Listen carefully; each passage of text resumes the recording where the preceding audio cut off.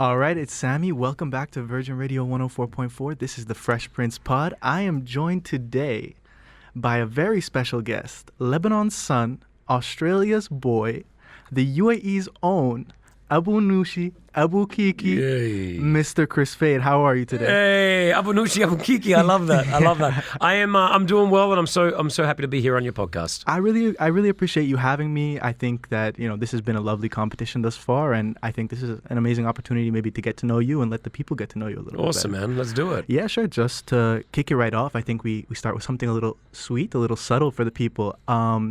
This has been a really long journey for you thus far. It's been 15 years in Dubai, in the UAE. Yep. You came here in 2008. You've been doing the Kris Fade show ever since. It's become a staple of the city.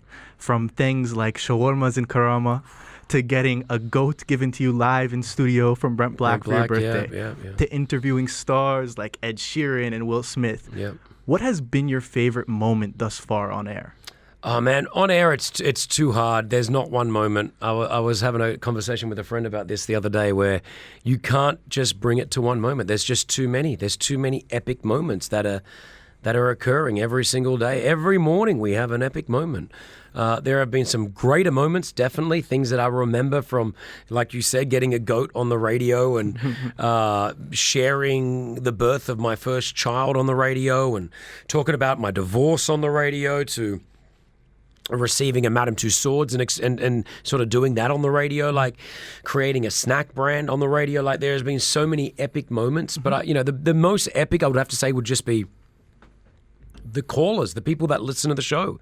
Without the community that we have built over the last 15 years, we wouldn't have a show. So when we receive those calls of like, guys, you put a smile on my face every morning, or guys, I was feeling horrible today and you just put me in a good mood, they're the moments that I cherish. The appreciation of the people. That's very special, I love that. I love that. I really love that. I think that's really an amazing answer. I think kind of connecting to one thing that you mentioned, you did mention a snack brand. Yeah. And I think that this is something super exciting. I'm sure you get asked a lot about it all the time. I think that's why you were recently in LA. So this is Fade Fit. It's a nutritional snack line. Yep. And I wanted to ask you a little bit about entrepreneurship. I think the UAE is one of the best places in terms of growing young entrepreneurs. It's one of the best places for startups and, being inspired to start a business. What would your biggest advice be to entrepreneurs who may have a job that they're working every day, similar to you, and doing their business on the side to make it successful? Yeah, if you've got a side hustle, which I do believe that people should have, everyone, no matter what type of job you're in, everyone should have a little side hustle. And it's not because they're trying to make more money. It's just it allows them to get more creative on maybe the things that they can't do in their current job. So my side hustle is Fade Fit, but it's something that I accidentally fell into. It was just through my own transformation in the health sector that I realized there was a gap in the market for healthier snacks, and now I love doing it and I love creating it and creating more snacks. Radio will always be my true profession. I will never give it up. People ask me if I sold Fade Fit for $50 million one day, would I still do radio? I'm like, yep, I would still do radio. Radio every day. Because radio is my passion. I love it. But creating this brand on the side as an entrepreneur is something that I love as well. Like I love the hustle. I love having to try to, create something out of nothing, 100%. I think that's one of the most fun parts about entrepreneurship. You get to have that brand curation and build that identity, and it's really just like creating a new baby, right? Correct. Exactly what it is. It's like having a baby and molding it the way that you want it to hit the world, 100%. Obviously, your impact on Dubai has been really uncanny. It's been incredible thus far. This is an amazing city. Some may say that you are even an ambassador of this city. You represent it all over the world. People come to you. You host, some of the biggest events, and you really, as someone who grew up here, I believe that you represent it in a really genuine way. Awesome. And I appreciate that. I would want to ask you, what are 3 powerful words you would use to describe the city of Dubai? Accepting, loving, and opportunity. They're 3 words that I feel And they were the first three that just came to my head. I haven't been asked that question before, so it's not like I have them planned. No, they're great words. But yeah, I just feel like they've got it all. It's a city like no other. I always say that. I'm so glad that I took that leap of faith 16 years ago to come out to this city, because Dubai wasn't the city that it is now when I moved out here. It was a city of wealth. That's what we knew it as in Australia. Everywhere, yeah. And it was a city of, I guess, opportunity. But I never knew that it would take me to where I'm at right now. And now that I get to travel so many different cities around the world, I always look at Dubai and just think, man, it's not an accident. It's not an accident that it's the city that it is. We were talking about just on the radio today. It got voted for the third year in a row, the cleanest city and the safest city in the world. Like 100%. Those things don't happen by accident. But, it's accumulation of obviously our leaders, but also the people that live here, us. 1,000%. We all put it together, and, we're a beautiful little community, Dubai. I love it. Amarat al-Watan. There we go. The Emirates, the strong.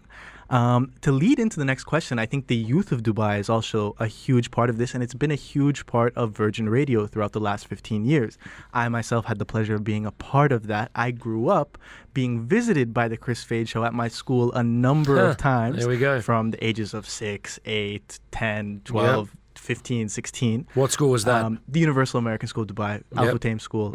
Amazing. But my main question for that would be, what is the most important part to you about connecting with these younger generations? Just human connection in general is really important for me. I like to make sure that I connect with someone, no matter if it's a 6-year-old little boy to a 60-year-old man. Like, just having that connection. When we used to go visit the schools That was an idea that I came up with early on in the show, where we didn't have much of a marketing budget. We didn't have any money behind us. So the best way to go and infiltrate the youth of the city would to go to their schools. 100%. And so we came up with the idea. I wanted to visit every school. And I realized, oh man, we can't do that. So we agreed that we'll do 20 schools over 20 days. And we ran that for nearly 7 years in a row. And so being able to go and be in front of, on average, anywhere between 1,000 to 3,000 students every day. Incredible. For 20 days. If you do the maths on that, you're seeing a lot of people. That's a big number. A lot of kids, right? And then you do it the following year. And, you were saying that you were probably like 7 or 8 the first time I saw you. 100%. You would listen to Virgin Radio, the Kris Fade show, throughout your entire school year. And now you finish school and you still have us on because we got you as a child, right? So it's just... when I say we got you, we made that connection with you. And once you have that connection with someone, it's very hard to lose. It's a bond that can never be broken. Exactly. That's why, banks do similar things globally. They try to get the kids to have a bank account with that bank at the age of 10. Because when eventually that 10-year-old is going to be a 50-year-old.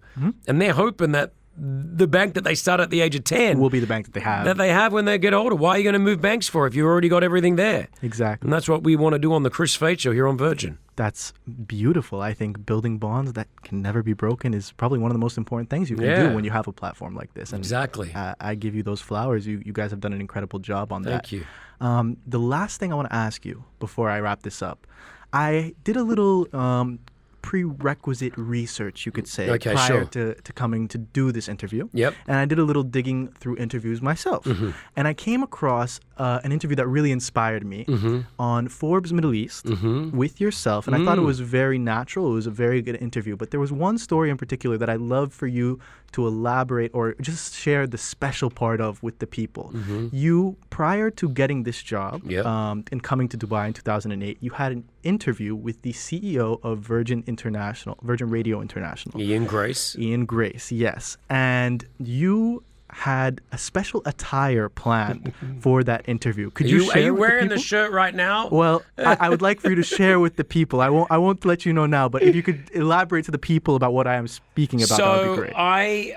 When I met with the big boss of Virgin Radio International, his name's Ian Grace, still a great friend and an amazing guy. He interviewed me a couple of times, and I am always someone that, no matter if I'm interviewing a guy like The Rock, I want to stand out a little bit. I want to be a little bit different. I want to just get that moment. And so when I sat down with Ian at the time, and I didn't know Ian, the CEO, I knew that I wanted the job. He had already basically told me I got the job, but I went into that interview with a jacket similar to what you're wearing, but underneath the jacket I had a shirt that had Dubai written all over it. So it had Dubai, Dubai, Dubai, Dubai, Dubai, Dubai. And when at the end of the interview, I took my jacket off and I said, Ian, I've got Dubai written all over me, right? And then that's how I sort of closed that interview. And for him, I think he had a good laugh of it. It was obviously memorable for him, and that's how we left it. And so, Kris, to leave it off with you, I just want to tell you that, Kris, I am the chosen one. He's going to do it. He's got it. He's got the shirt, ladies and gentlemen. He's got it. He's got the chosen one. Open the jacket. Open the jacket. I am the chosen one, Virgin Radio DXB. I like it, man. I appreciate your time, Kris. It's been amazing.